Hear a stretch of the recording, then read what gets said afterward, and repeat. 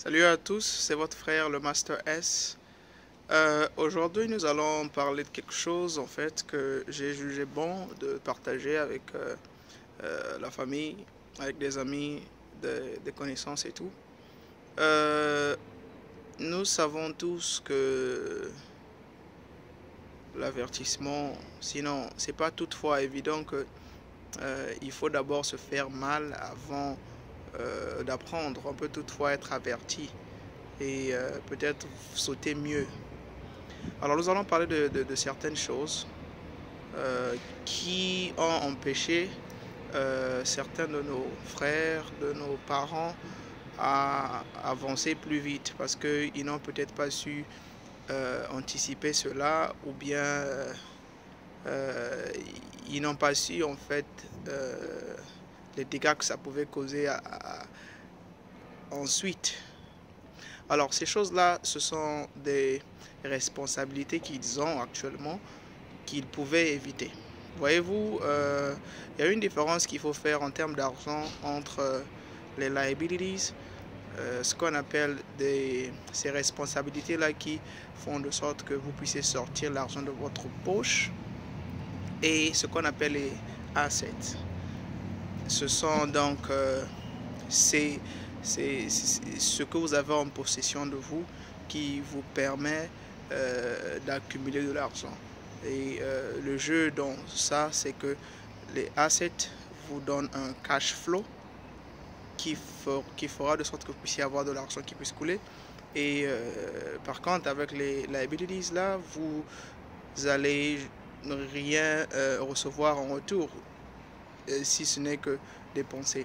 Maintenant, il faut aussi savoir que, donc, dans ce que je voulais dire, c'est que il faut maintenant savoir qu'est-ce que c'est que les différents types de assets et les différents types de liabilities. Par exemple, si vous avez un enfant, c'est pas quelque chose qui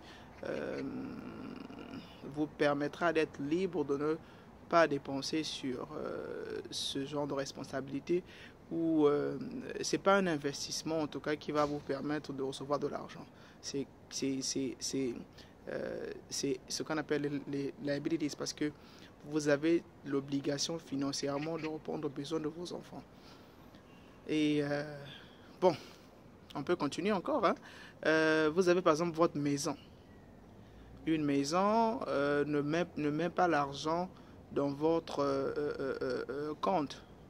Ne fait pas le cash flow, ne produit pas l'argent dans votre compte, à moins qu'il y a un moyen de rendre votre argent un asset.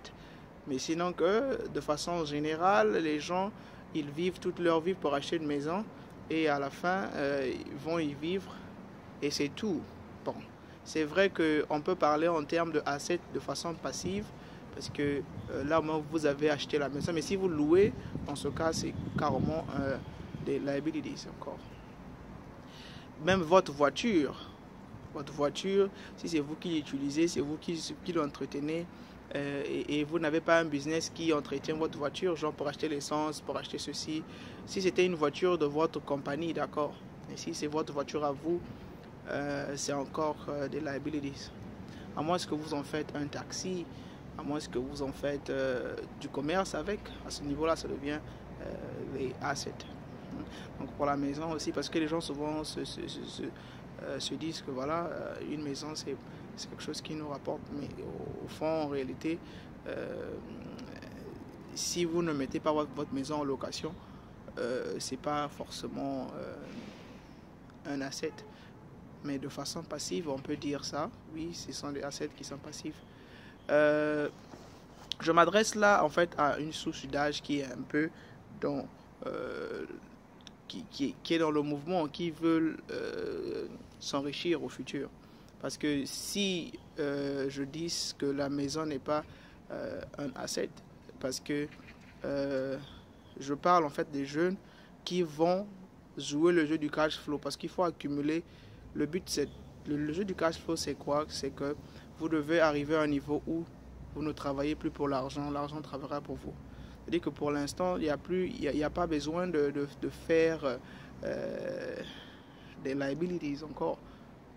qui ne vont pas vous permettre de vous épanouir financièrement plus tard. Parce que vous voyez souvent l'erreur que nos frères et sœurs font parfois, c'est que vous arrivez par exemple à 3 enfants déjà, vous êtes en train de louer.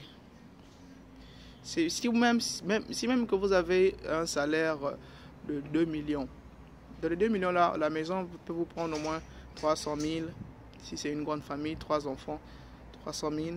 Vous avez encore les frais scolaires des enfants, les enfants, la famille élargie et tout, ça vous prend au moins chaque année peut-être 1 million.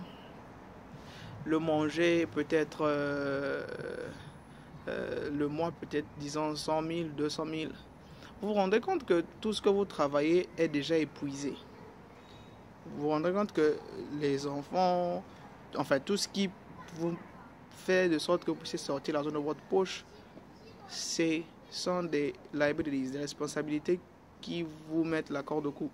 Par contre, si vous pouvez être là à anticiper ce genre de choses et créer plus d'assets, créer plus des actifs, créer des situations qui sont telles que, au lieu d'acheter une voiture, quand vous commencez à travailler, vous avez un peu d'argent, achetez plutôt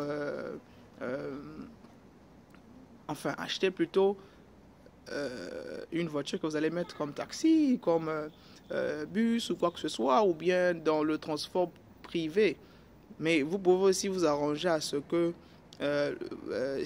parce que par orgueil ou bien par quoi que ce soit, par confort, il y a des gens qui préfèrent avoir une voiture parce que ça va montrer qu'ils ont réussi, ou bien ils commencent à travailler et tout. C'est pas mauvais, mais sauf que arrangez-vous d'abord avant que vous puissiez vous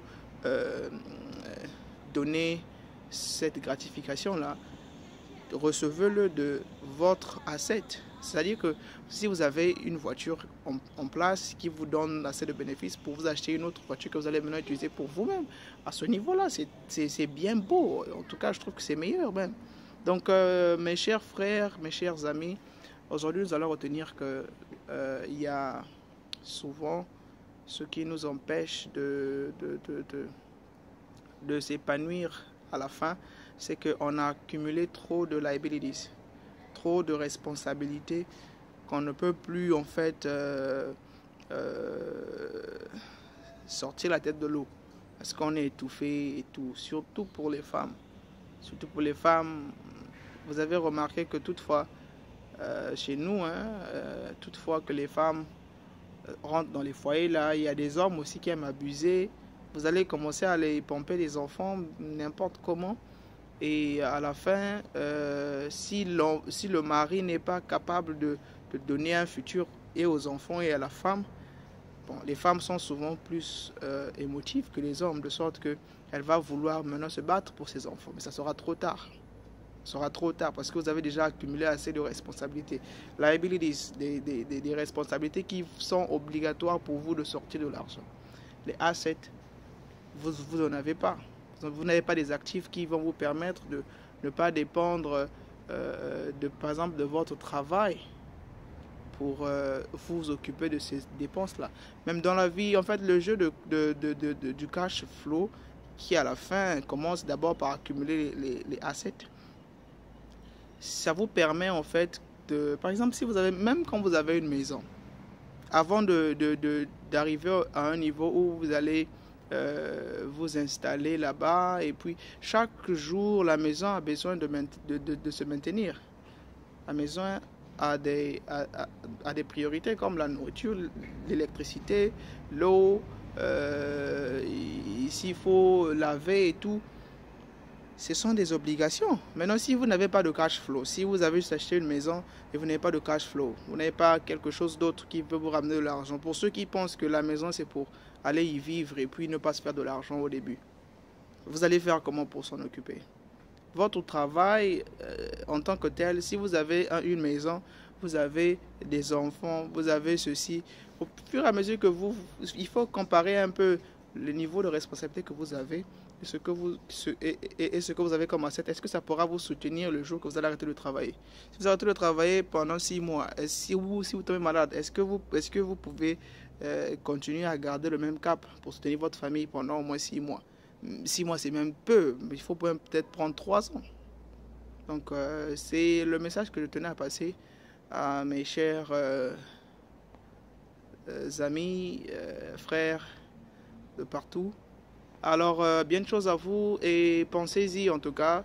Essayez de revoir un peu ce que vous avez comme responsabilité, ce que vous avez comme asset, ce que vous avez comme actif dans vos vies et évitez d'accumuler un peu trop de responsabilités à un niveau où vous allez vous étouffer et ne plus être à mesure d'accélérer. Parce que si vous voulez faire la course avec les pays développés et tout, il faudrait qu'on se développe aussi mentalement. Il faudrait qu'on arrive il faudrait qu'on arrête de s'enchaîner et puis dire qu'on peut faire la course. Non. Une personne, tu vas dire que tu vas prier, tu vas faire quoi que ce soit, mais c'est faux. Tu ne pourras pas courir parce que tu es enchaîné. Hein? Si tu es dans une famille où tu es la seule personne qui peut sortir la tête de l'eau, tous les frères, tous les sœurs et tout autour de toi, c'est pas bon. Ce sont des responsabilités qui va t'étouffer à la fin. À moins que tu arrives à un certain niveau, tu crées assez de travail pour tous ces membres de la famille, pour tous ces amis-là. Dès qu'ils vont commencer à demander, tu dis, oh, tu peux faire quoi? Si tu sais laver les habits, va là-bas, il y a la lessive, je sais pas moi, lingerie, je sais pas comment on appelle ça, j'ai oublié le nom.